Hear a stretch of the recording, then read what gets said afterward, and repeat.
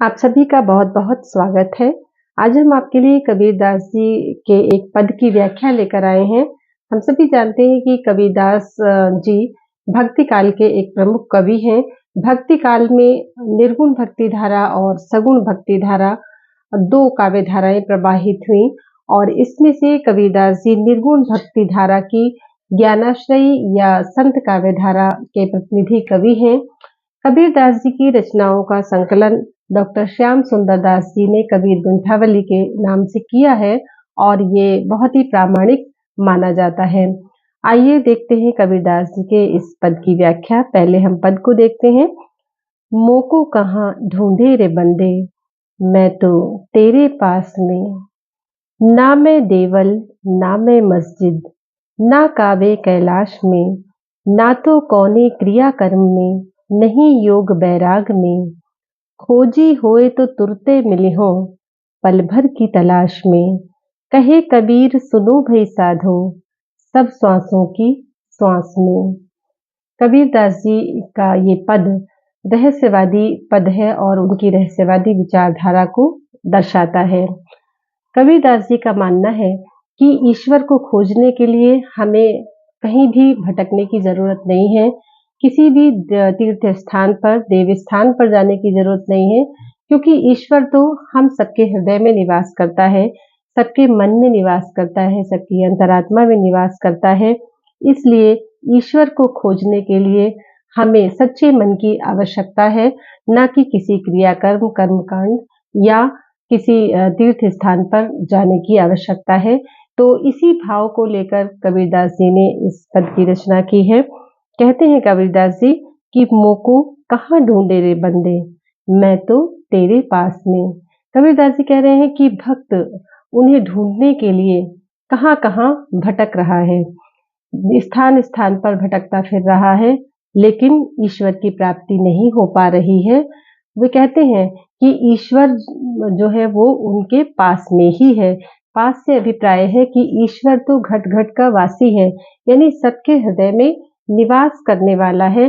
तो इसलिए ईश्वर को ढूँढने के लिए कहीं भी अन्यत्र जाने की आवश्यकता नहीं है और हम ईश्वर को खोजने के लिए, जो ईश्वर हमारे हृदय में निवास करता है, हम उसे खोजने के लिए अज्ञानतावश तीर्थ स्थानों पर भटक रहे हैं। तरह-तरह के पूजा कर्मकांड, तरह-तरह की जो धार्मिक क्रियाएँ हैं वो कर रहे हैं, लेकिन फिर भी ईश्वर की प्राप्ति नहीं हो पा रही है। ना मैं देवल, ना मैं मस्जिद, ना काबे कैलाश में। अब वो कहते हैं कि ईश्वर का जो है वो ना देवल में, यानी देवल का मतलब है देवालय, देवालय यानी देव स्थान, मंदिर। तो ना तो ईश्वर देवल में यानी देवालय में मिलता है, ना मस्जिद में मिलता है और ना काबा, यानी जो बहुत ही एक धर्म विशेष का बहुत प्रसिद्ध तीर्थ स्थान है काबा, तो वहाँ भी ईश्वर की प्राप्ति नहीं होगी। और दूसरे धर्म का जो प्रसिद्ध स्थान है कैलाश पर्वत, या जहाँ पर भगवान शिव का निवास माना जाता है, तो कहते हैं कि ऐसे बड़े-बड़े महान तीर्थ स्थलों में भी ईश्वर की प्राप्ति नहीं होगी। क्यों नहीं होगी? क्योंकि ईश्वर तो अपने भीतर है, अपने हृदय में निवास करता है, तो उसको ढूँढने के लिए हमें इतनी दूर-दूर जाने की ज़रूरत नहीं है। बस आवश्यकता है तो किस चीज़ की? सच्चे मन की, सच्चे भाव की, सच्ची भक्ति की आवश्यकता है ईश्वर को प्राप्त करने के लिए। ना तो कौने क्रिया कर्म में, नहीं योग बैराग में। अब वो कहते हैं कि किसी क्रिया कर्म में, क्रिया कर्म का मतलब है कि ईश्वर को प्राप्त करने के लिए जो नाना प्रकार के अनुष्ठान हम करते हैं, जैसे पूजा पाठ, तपस्या, माला फेरना, तिलक लगाना, एक विशेष प्रकार के वस्त्र धारण करना, तो इन सब कर्म कांडों की जरूरत नहीं है ईश्वर को प्राप्त करने के लिए, और ना ही ईश्वर को प्राप्त करने के लिए योग वैराग की जरूरत है, ना ही योग की तपस्या की जरूरत है और ना ही वैराग्य संन्यास लेने की आवश्यकता है, वैराग्य धारण करने की आवश्यकता है।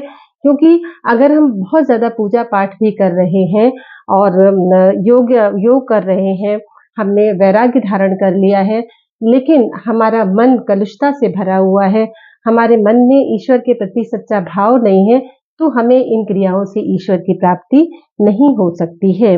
खोजी होए तो तुरते मिली हो, पल भर की तलाश में।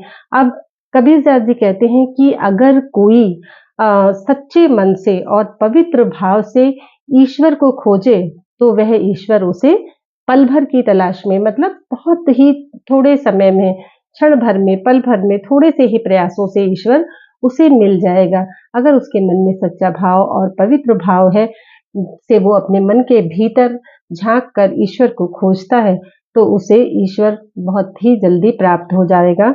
ईश्वर की प्राप्ति बहुत जल्दी ही हो जाएगी। कहे कबीर सुनो भई साधो, सब श्वासों की श्वास में।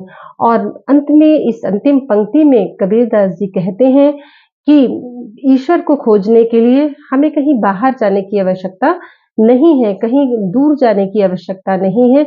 क्यों? क्योंकि ईश्वर हमारे भीतर निवास करता है, हमारी आत्मा में ईश्वर निवास करता है। हमारी आत्मा खुद ही ईश्वर का अंश है, परमात्मा का अंश है, और इसीलिए ईश्वर जो है वो सब श्वासों की श्वास में, यानी सबकी सांसों में समाया हुआ है। यानी हर एक की आत्मा में ईश्वर का वास है, हर एक की आत्मा में ईश्वर का निवास है। तो इसलिए सबकी सांसों में, क्योंकि हमारी हर सांस ईश्वर की देन है, और हमारी आत्मा में ईश्वर का वास है, क्योंकि आत्मा स्वयं ईश्वर का ही अंश है। तो इसलिए हमें कहीं बाहर जाने की आवश्यकता नहीं है, और अज्ञानता के कारण, अज्ञानतावश हम ईश्वर को खोजने के लिए इधर-उधर भटकते रहते हैं। इस पद की मुख्य जो बातें हैं वो इस प्रकार हैं। कबीरदास जी का मानना है कि ईश्वर किसी एक स्थान विशेष पर नहीं रहता है। इसीलिए उन्होंने कहा कि देवालय, मस्जिद, काबा, कैलाश, यानी कोई कि ऐसी जगहों पर ये ज़रूरी नहीं है कि ईश्वर की प्राप्ति हो जाए, क्योंकि ईश्वर किसी स्थान विशेष पर नहीं रहता है। ईश्वर तो सृष्टि के कण-कण में समाया हुआ है, और ये प्रत्येक व्यक्ति की आत्मा में समाया हुआ है। इसलिए ईश्वर को ढूँढने के लिए हमें इधर-उधर जाने की आवश्यकता नहीं है। और फिर आगे वो, मतलब उनका भाव है कि ईश्वर को पाने के लिए किसी कर्मकांड की ज़रूरत नहीं है, बस सच्चे मन की आवश्यकता है, सच्चे भाव की आवश्यकता है, क्योंकि ईश्वर दिखावे का भूखा नहीं है, ईश्वर सच्चे भाव का भूखा होता है। इसलिए किसी भी दिखावे या कर्मकांड की आवश्यकता नहीं है। और कबीरदास जी का मानना है कि ईश्वर मनुष्य की आत्मा में निवास करता है, इसलिए उसे कहीं बाहर ना खोज करके अपने भीतर ही ईश्वर को खोजना चाहिए।